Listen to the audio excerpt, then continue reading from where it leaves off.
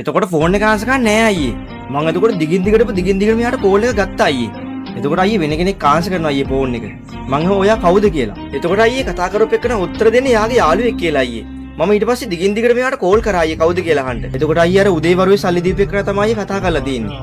එතකොට අයියේ මට දැනෙන්නේ වේදනාව මොන වගේද අයියේ. අපි අයියේ සතියකින් ඉඳන් බොන්න ප්ලෑන් කරේ අයියේ. බයික් ගමු සැන්ඩින් ගමු කියලා ඔක්කොම කතා කරලා තිබ්බේ අයියේ. හැබැයි සතියකින් ඉඳන් අපි ප්ලෑන් කරාට උදේ රුපියල් 50ක් වැඩියෙන් දුන්න කියලා අයියේ මාව කපලා ගියන් තියෙන ඒ කට්ටිය. ඒ වල හිතන්න අයියේ මට කොච්චර වේදනාවක් තියෙනවද කියලා ඒක අහද්දි. අයියේ බොණ්ඩ යමු කියපින්ද මම අලුතෙන් ඇඳමුකුත් ගත්තා අයියේ. ඇඳුමක් ඇඳලා අයන් කළා මම නාලේම ලැහැත්ලා හිටියා අයියේ සෙන්සුරාදා දවසේ බොණ්ඩ යන්න. හැබැයි ඒ කට්ටිය මාව කපලා ගිහිල්ලා අයියේ බොණ්ඩ. මම දිගටම කෝල් ගන්නවා අයියේ.